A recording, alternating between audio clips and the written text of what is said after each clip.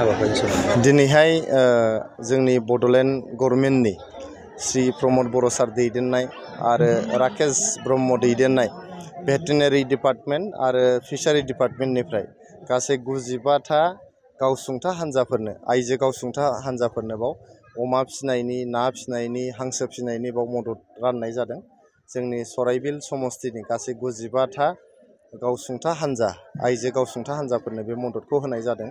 जोङो हांसो फिसा अमा फिसा आरो ना फिसिनायनि आदार आरो ना फावना होनायजों लोगोसे बे गावसुंथा हान्जाफोरनो 5,000 रां होनायनि दिनै बेबस्था खालामनाय जादों। दा जोंनि रांखान्थि जौगानायनि थाखाय जोंनि सराइबिल समस्तियाव दिनैहाय भेटेनारि आरो फिसारि डिपार्टमेन्टनि जे मावख'आरिफोर दङ बिथांमोना फैनानै बेखौ रानफैदों आरो जोंबो बेयाव थाफानो मोनदों जोंनि हान्जानिफ्राय। गतिके बियो जोबोद बाख्नायथाव मोनसे हाबाफारि। आं प्रमद बर' सारखौ खावलायदों राकेश ब्रह्म सारखौ खावलायदों जाहाथे जोंनि 40था जे जोंनि समस्तिफोर दङ बिटिआरनि 40था समस्तियावबो बेफोर हाबाफारिखौ जाहाथे फारि फारियै लालांबाय थायो आरो आं फोथायो बिथांमोना बेखौ लालांबाय थागोन जायनि गेजेरजों जोंनि बड'लेण्ड ओनसोलनि रांखान्थिया लासैनो जौगालांनो मोनसे सुजुग सुबिदा मोनगोन।